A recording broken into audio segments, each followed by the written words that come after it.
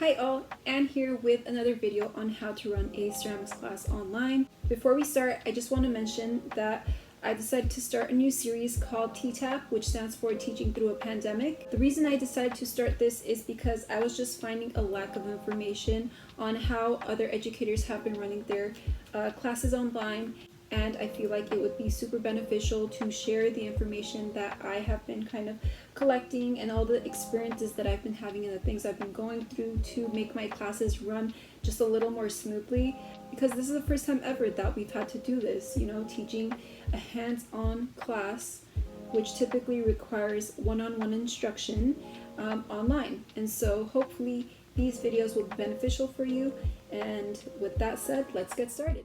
So the first thing that I obviously included in the kits for my ceramics class is clay. So each student got 8 pounds of clay, and that's quite a big chunk. This is enough for anywhere between 4 large projects to, I would say, 6 or 7 small projects.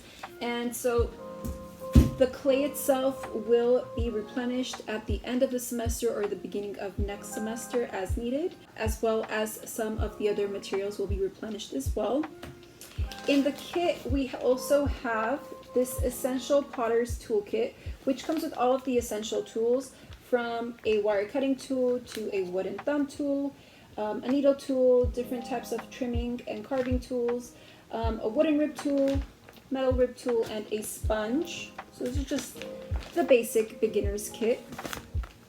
And then there are 2 brushes included as well, a flat brush and a round brush. I feel like it's essential to have both the flat and round brush because flat brushes are great for covering larger surfaces and round brushes are really great for detail.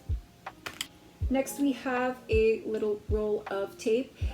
This is really nice to create different techniques like masking or covering up some type of form they already have available at home with paper, taping down the paper and using it as a mold. I also gave them a trash bag. Now this is a large 13-gallon trash bag so that they will be able to put their projects in it and store it as they're working, so their work doesn't dry out and the clay doesn't dry out. This is something that most people already have in their homes, but just in case, I did include these in the kits as well. Next, we have some slip.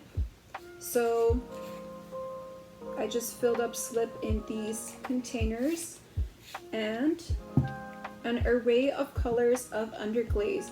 So I have the primary colors, red, yellow, blue, as well as black and white, which are great for creating, tints and shades.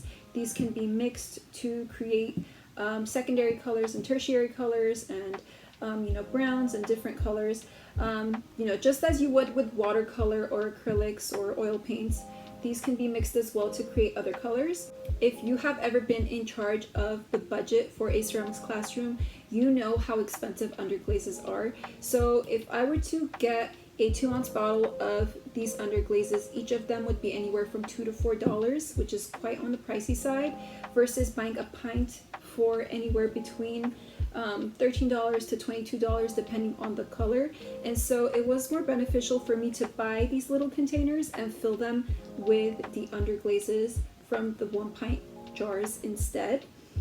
And because I teach an advanced class, there are a few other materials that I included in their kits that I didn't for the beginning students. One of those tools is the serrated rib tool, and the other one is a wooden spoon or paddle.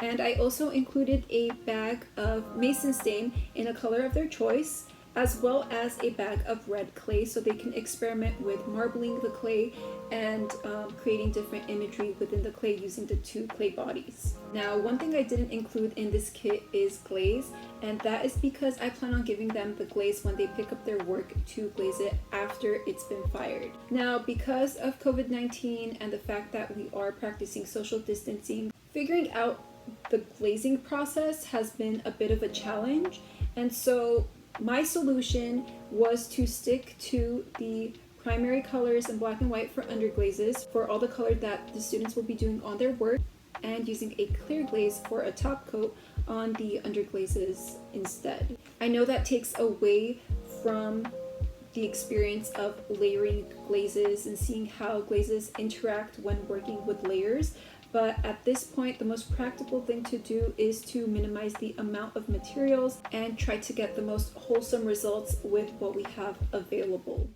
So this is what I have for you guys today. Hopefully you found this video beneficial, and if you did, please click like and hit the subscribe button if you'd like to see more videos like this, and I will see you guys next time. If you would like to see the video for the kids for my sculpture class, please click the link above and that will lead you straight to that video. Bye everyone.